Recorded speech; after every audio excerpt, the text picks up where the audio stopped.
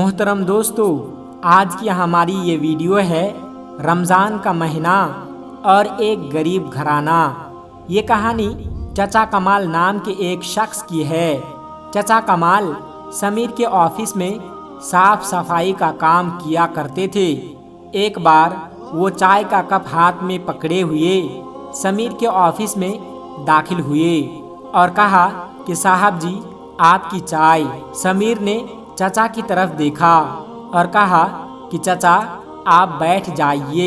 चचा समीर की तरफ देखते हुए कुर्सी पर बैठ गए। समीर ने कहा कि चचा जी, आप तो जानते ही हैं कि अभी मेरा बिजनेस ना होने के बराबर है। मैं अभी ज़्यादा लोगों को तनख्वाह नहीं दे सकता। बस कुछ ज़रूरत के लोगों को काम पर रखूँगा और बाकी सबको निकाल दूँगा। आप भी कल मैनेजर से मिल लेना और अपना हिसाब कर लेना। अब मुझे आपकी ज़रूरत नहीं है। ये सुनकर चचा कमाल हसरत भरी निगाहों से समीर की तरफ देखने लगे। चचा परेशान हो गए और इसी सोच में डूब गए। समीर ने चचा को आवाज़ दी, लेकिन ऐसा लग रहा था जैसे वो सुन ही नहीं रहे हों। समीर ने ज़ोर से कहा तो चचा किसी दर्द भरी ख्वाब से बाहर निकले। पता नहीं वो क्या सोच रहे थे। चचा कमाल की सफ़ेद दाढ़ी थी और वो बूढ़े हो चुके थे। उन्होंने कपकपाते हुए कमज़ोर हाथ से चाय का कप उठाया और कपकपाती हुई आवाज़ में बोले, अच्छा, अल्लाह आपकी मुश्किलों को आसान फरमाए। हमारा मालिक अल्लाह है। समीर खुद भी परेशान था क्योंकि उसका कारोबार तकरीबन ख़त्म हो चुका था। समीर घर आया और वो बहुत परेशान था। बीवी को आवाज़ दी कि मेरे लिए एक कप चाय बना दो। बीवी पास आई और कहा, आप परेशान लग रहे हैं। समीर ने लंबी सांस ली और कहने लगा कि क्या बताऊं, बैंक से लोन लेकर कुछ कॉन्ट्रैक्टर के साथ साइन किया था। कल बैंक वाले भी पैसे लेने आएंगे। कोई भी कॉन्ट्रैक्टर पैसे नहीं दे रहा है। बीबी ने कंधे पर हाथ रखा और कहा कि आप परेशान ना हो, सब कुछ ठीक हो जाएगा। मैं आपके लिए चाय बनाकर ले आती हूँ। उधर चचा कमाल घर आए तो वहाँ किराए वाला खड़ा था। तो वो कहने लगा कि पिछले 4 महीनों का किराया बाकी है, वो देना है या घर से बाहर निकालूं। चचा कमाल हल्का सा मुस्कुराए और कहा, हाँ बशीर साहब, पहले चाय पी लो, आ जाओ घर के अंदर। बशीर सख्त लहजे में बोला, आप चाय रहने दे, मुझे मेरा किराया दे दीजिए। चचा कमाल धीरे से बोले, कल दे दूंगा, कल शाम आ जाइएगा। उसके बाद चचा कमाल घर के अंदर आ गए। उनके 3 बच्चे थे। बड़ी बेटी तकरीबन 20 साल की थी, छोटा बेटा तकरीबन 17 साल का और सबसे छोटी बेटी तकरीबन 12 साल की थी। उन्होंने बेटी को आवाज़ दी और कहा, बेटिया, एक गिलास पानी ला दो। बेटी पानी लेकर आई और चचा कमाल किसी सोच में गुम हो गए। बेटा पास आया और कहा, अब्बा, परसों पहला रोज़ा है, रमज़ान का सामान लेने कब जाना है? और हाँ, आपने कहा था कि इस रमज़ान में आप फ्रिज ले लेंगे, वो कब लाना है? अब्बा मुस्कुराए और कहा, ले आएंगे बेटा, ले आएंगे, अल्लाह देगा। मगरिब की आज़ान होने लगी। सब वज़ू करने लगे और नमाज अदा की। दूसरे दिन बीवी बोली, अजी सुनते हैं, क्या आज आपको काम पर नहीं जाना? टाइम देखिए, 9 बज गए हैं। चचा कमाल बीवी की आंखों में देखकर बोले, अभी हमारे इम्तिहान बाकी है, अभी शायद हमारा सफ़र आजमाइश बाकी है। साहब ने मुझे नौकरी से निकाल दिया। वो कहते हैं कि अभी मेरी ज़रूरत नहीं है। बूढ़ी बीवी का सर चकरा गया कि रमज़ान शुरू हो रहा है, कल पहला रोज़ा है। बच्चे रमज़ान का सामान लाने की बात कर रहे थे और अब हमारे एक और इम्तिहान। अब हमारी खुशहाली के दिन कब आएंगे? चचा कमाल बोले, अल्लाह वारिस है, परेशान ना हो। दूसरी तरफ बाजार में लोगों की भीड़ थी।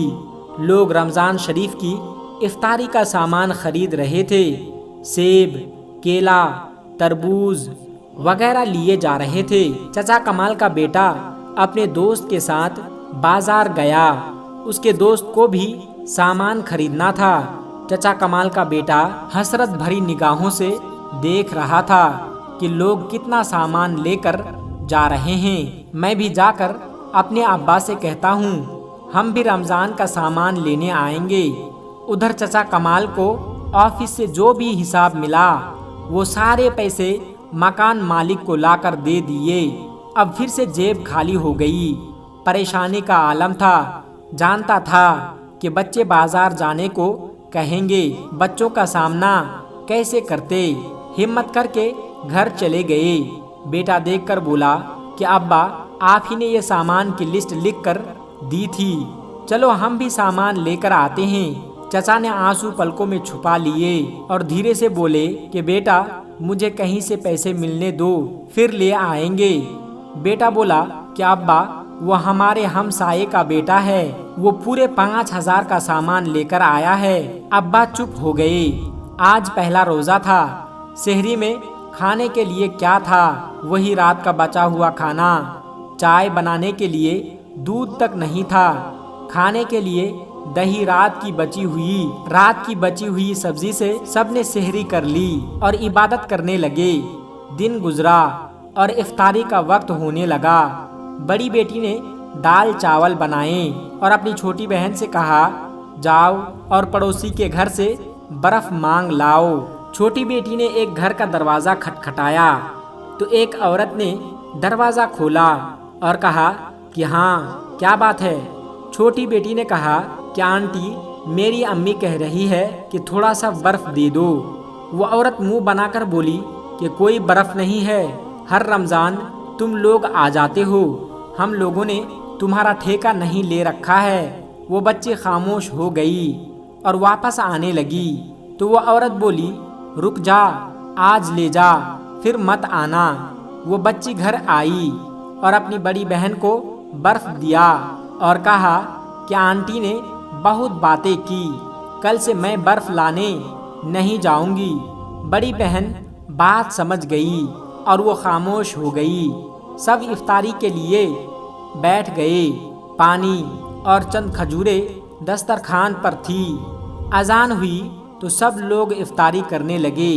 छोटी बेटी बोली कि अब्बा, जिसके घर में बर्फ़ लेने गई थी वो सेब वाला जूस बना रहे थे। उन्होंने बहुत सारे फल काटे हुए थे। वो नारियल वाला मीठा पानी होता है वो बना रहे थे। अब्बा, हमको भी लाकर देना। चचा कमाल ने सर पर हाथ फेरा और कहा कि मेरी बच्ची, अल्लाह देगा।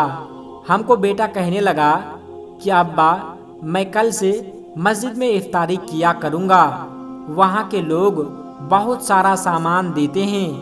तो माँ ने धीरे से कहा कि कोई ज़रूरत नहीं है, घर पर ही इफ्तारी करो। देखते ही देखते 10 रोज़ा गुजर गए। बच्चे रोज़ाना पकोड़े, समोसे और फल फ्रूट का कहते।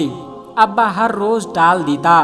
बेटा जिद करने लगा कि अब्बा रोज़ाना गर्म पानी पीने से इफ्तारी करते हैं, कुछ भी नहीं है घर में, हमको आज केले लाकर दो। चचा कमाल मुस्कुराने लगे और कहा, अच्छा, मैं बाज़ार जाता हूँ और लेकर आता हूँ। चचा कमाल बाज़ार गए। उनके पास सिर्फ 30 रुपये थे।